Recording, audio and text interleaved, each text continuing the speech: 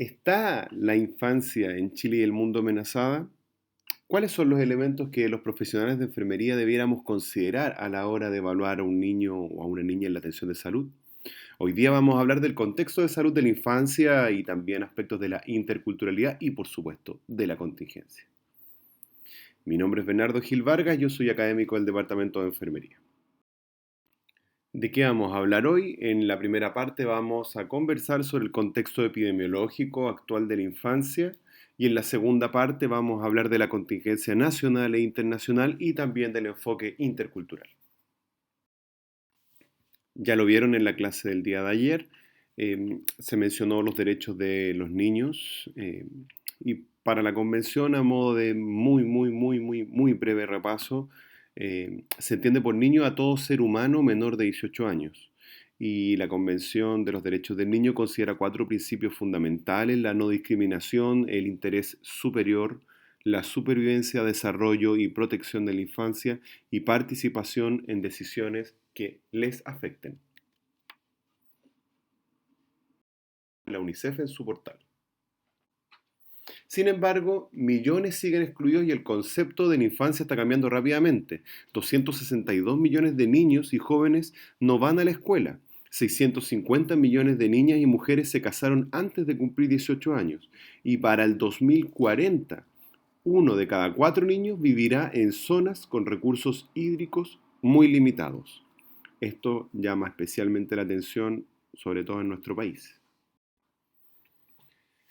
La UNICEF establece como organismo dependiente de la ONU una acción humanitaria para cada año. Se programa, vamos a decirlo. Y para el 2020, eh, la información que ellos publican dice que planea ayudar a 95 millones de personas, 49 millones de mujeres y niñas, 4 millones de personas con discapacidad, 59 millones de niños en total, 30 millones de niñas, 2 millones de niños con discapacidad, donde actúan en 64 países fuertemente, y esto para este año va a requerir de 4.200 millones de dólares. Esto es importante mencionarlo considerando el contexto actual, que no solo es un contexto pandémico con un fuerte enfoque en salud, sino que también un contexto económico que puede ser relevante para la acción que se pretende conseguir en el mundo durante este año. Y las necesidades por sector, yo acá quise presentársela a ustedes porque el 20% que pueden ver en la parte superior de este diagrama circular está dedicado a temas de agua, de saneamiento e higiene, elemento sustancial sobre todo para combatir la pandemia del día de hoy. Otro 20% se dedica a la nutrición, o sea, vemos que el 40% de los esfuerzos que va a volcar la UNICEF para abordar la temática de la infancia en el mundo van a estar dedicados a cosas tan básicas como el alimento y el agua. Un 27% se va a enfocar a la educación, a que los niños puedan tener acceso a la educación, un 9% a salud, un 11% a la protección de la infancia y un 13% se considera como a otros, que esto se deriva a otros organismos técnicos, a grupos que tienen que abordar distintas aristas de la infancia en el mundo. La UNICEF y sus aliados van a trabajar para lograr los siguientes resultados en este año. Estas son como las metas. En nutrición, 5,1 millones de niños van a recibir tratamiento para la desnutrición aguda grave. Desnutrición aguda grave. La salud, 8,5 millones de niños van a ser inmunizados por el sarampión en el mundo. 28,4 millones de personas tendrán acceso al agua potable para beber, cocinar e higiene personal. 4,5 millones de niños y cuidadores tendrán acceso a servicios de salud mental y apoyo psicosocial. En temas de violencia de género, en situaciones de emergencia, 1,4 millones de niños y mujeres tendrán acceso a intervenciones para mitigar o prevenir los riesgos de la violencia basada en el género. En aspecto educativo, 10,2 millones de niños tendrán acceso a la educación formal o no formal, incluido el aprendizaje temprano. También se va a transferir dinero en efectivo, en total 1,7 millones de dólares a personas que se les va a prestar asistencia directa, y comunicación para el desarrollo, con 49 millones de niños y adultos en situación de riesgo o afectados intervendrán por medio de la comunicación, el desarrollo y la participación de la comunidad. Los temas de la infancia y de la salud en el mundo tienen un montón de aristas. Podemos ver que hay situaciones de refugiados e inmigrantes en Europa. Hay cosas que se han visto de las personas que emigran desde África, el norte de África, y cruzan el Mediterráneo en balsas donde hay niños que tienen situaciones tremendamente riesgosas. Bueno, sus familias también, pero los niños son particularmente vulnerables. Podemos ver que en Ucrania también hay niños que están refugiados, donde se encuentran con temas de violencia que llevan larga data y no es una pequeña cantidad de niños. Estamos hablando de que 3,4 millones de personas están directamente afectadas y entre ellas son casi medio millón de niños. También hay problemas importantes en Corea del Norte con temas de la infancia. Podemos ver que en Burundi, en África, la República Democrática del Congo, Ruanda, Sudán del Sur, Uganda tienen graves, graves problemas en relación al ébola. También en Venezuela, por supuesto, acercándonos más a Latinoamérica, hay problemas producto de la gran crisis económica y política que afecta a ese país desde hace algunos años, que ha conllevado una gran migración de población venezolana. También tienen niños que pueden estar afectados desde temas como desnutrición o descompensación de enfermedades crónicas. Bueno, así podemos ver que son muchos, muchos los países que pueden estar afectados: Burkina Faso, Malí, Níger. Es una lista en general larga. La República Árabe Siria, Afganistán, Yemen, en fin. Son muchos aspectos que abordan la infancia que no vamos a profundizar por temas de tiempo en esta clase, pero que es importante que nosotros consideremos. Es importante tener el marco referencial de lo que ocurre en el mundo para luego acercarnos a... ¿Pero qué pasa en Chile? La población en Chile, según los datos del censo, es de 17.574.003 habitantes. Sin embargo, las proyecciones que hay para el 31 de diciembre del 2019 hablan de que ya somos alrededor de 19 millones de habitantes. De esto, un 24% son menores de 18 años, entre 0 y 17, 49% son niñas, 51% son niños. 43,5% de los hogares del país tienen niños, niñas y adolescentes. Esto es importante tenerlo presente, sobre todo en el contexto actual.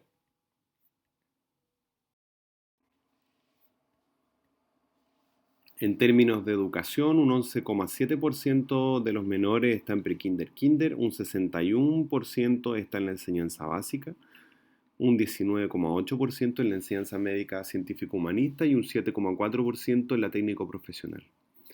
Casi un 37% está en la educación municipal y pública, un 51% en la educación particular subvencionada, un 10% en la particular pagada y un 1,3% en la administración delegada en organismos del Estado.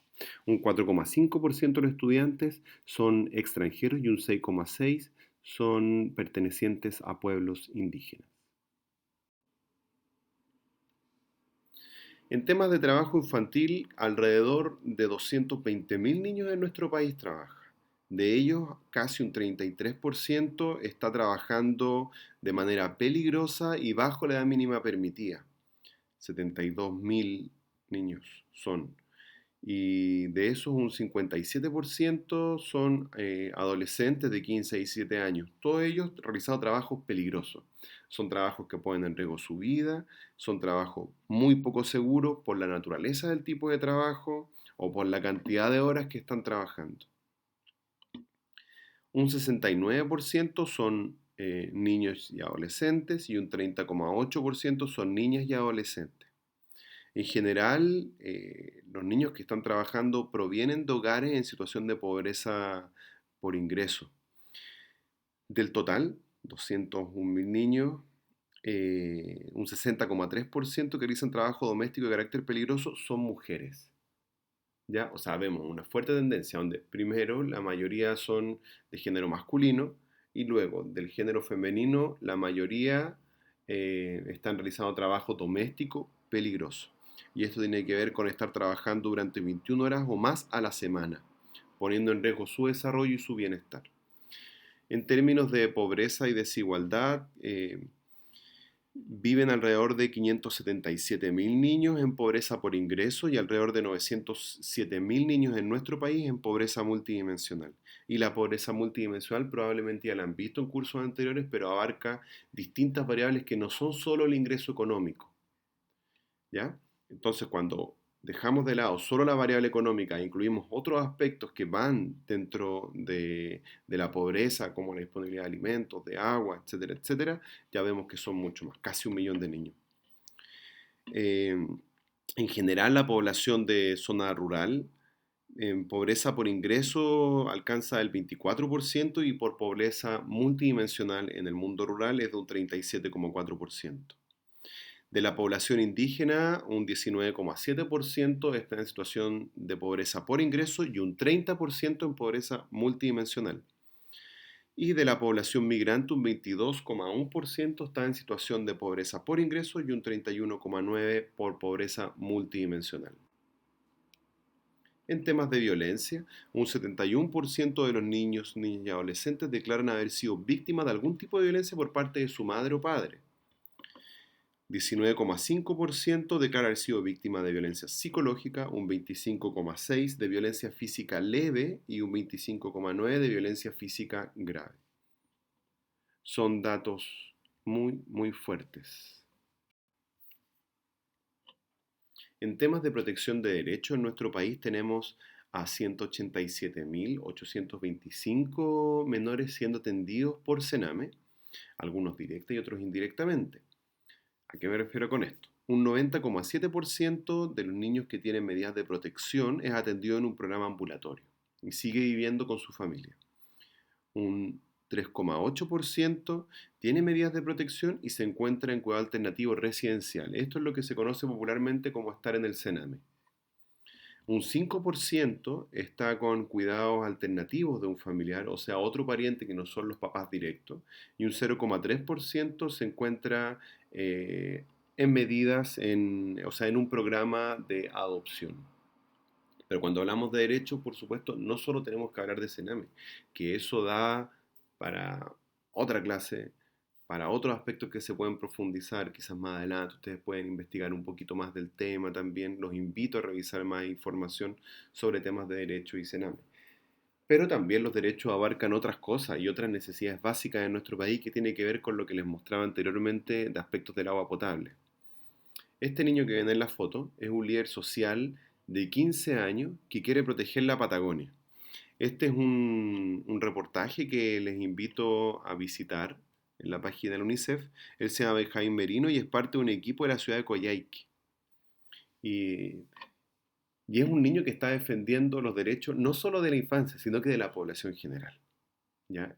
Porque el territorio, un territorio seguro, disponibilidad de recursos naturales, disponibilidad de agua, es un derecho para toda la población, no solo para los niños. Pero acá vemos que hay un niño que está dando el ejemplo en temas de protección de derechos. Pero ojo, eso no quiere decir que los niños tienen que salir a defender los derechos, sino que es el Estado el que debe garantizar que estos derechos se cumplan.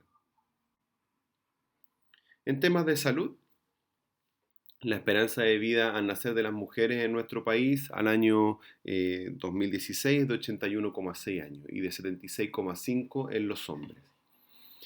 La mayoría de los nacimientos en Chile están siendo atendidos por profesionales capacitados y la tasa de mortalidad infantil es de 7 por cada 1.000 nacidos vivos. 57% de los menores están con lactancia materna exclusiva al sexto mes de vida.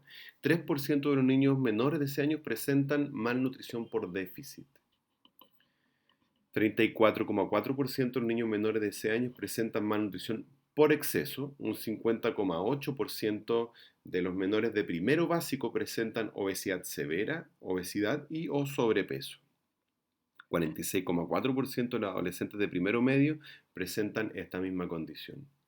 Respecto a la discapacidad, un 5,8% de los menores de 2 a 17 años está en esta situación y un 10,7% de las personas nacidas vivas corresponde a madres adolescentes.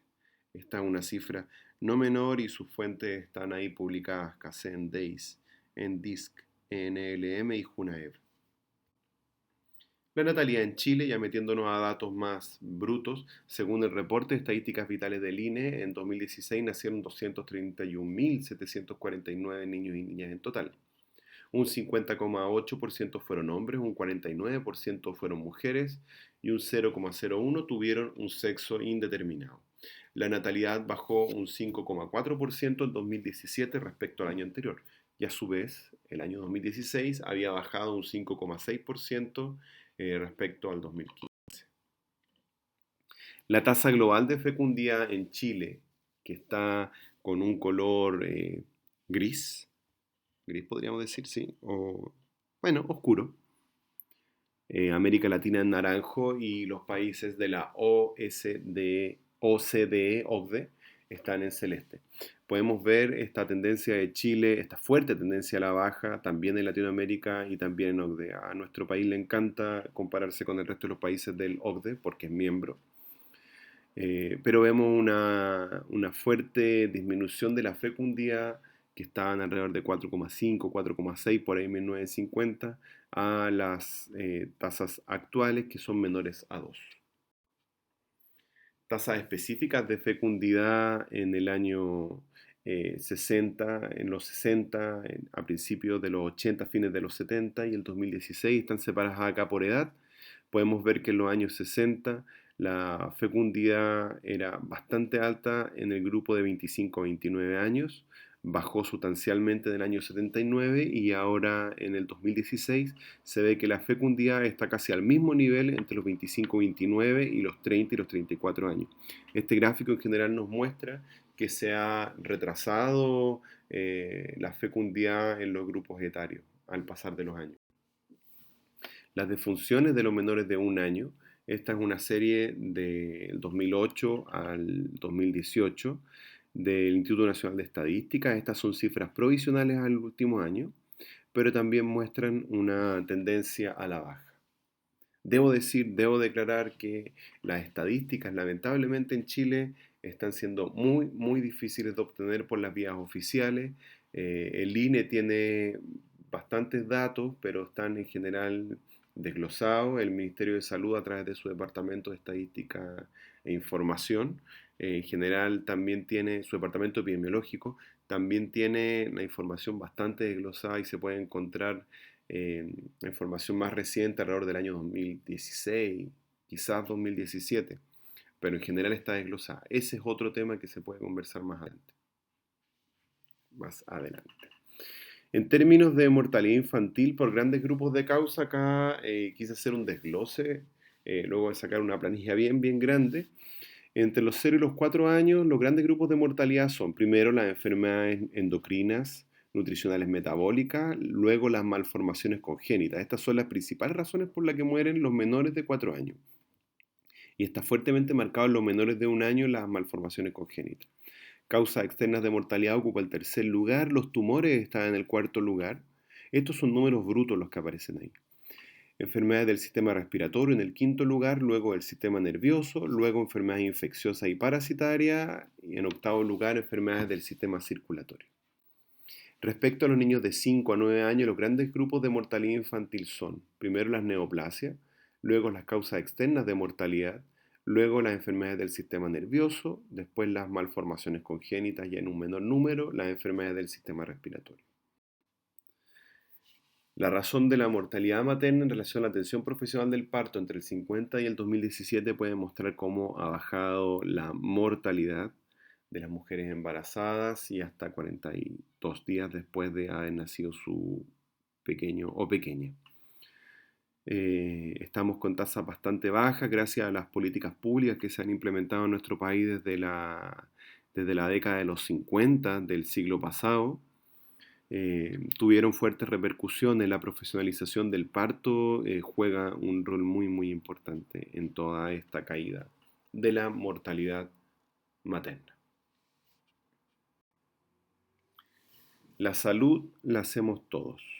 Vamos a ver después en una segunda cápsula contexto actual, pandémico y el contexto de la migración.